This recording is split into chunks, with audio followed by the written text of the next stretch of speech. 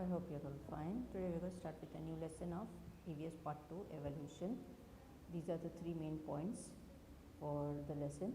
First one is the concept of evolution, second one is the stages of evolution of animals, and third one is apes. So we're going to start with the first concept, the concept of evolution. Evolution का मतलब क्या है?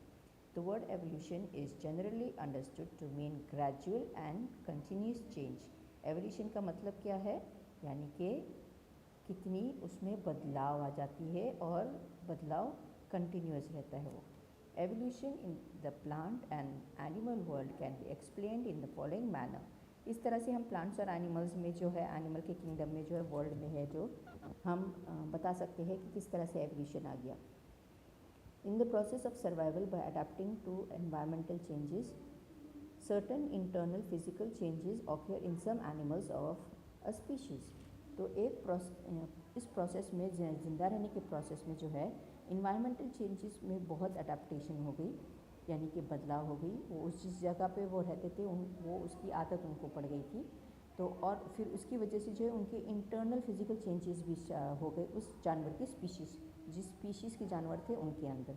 Over a period of time these internal changes became inherited characteristics seen in all the following generations. इसी तरह से जो है, जैसे वक्त बदलता गया, इंटरनल चेंजेस जो है वो उसकी इनहेरिट हो गई उनकी कैरेक्टरिस्टिक्स में.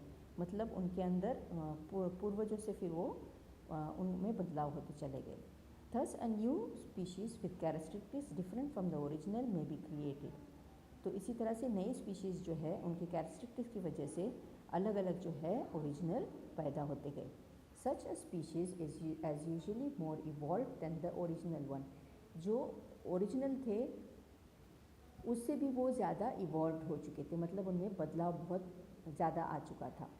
Sometimes the original species dies out और बिकम्स एक्सटिंक्ट. कभी कभी जो है ओरिजिनल स्पीशीज़ जो है वो मर जाते हैं या वो एक्सटिंक्ट हो जाते हैं. एक्सटिंक्ट हो जाते हैं मतलब विलुप्त हो जाते हैं. Sometimes more than one species evolve from the original one.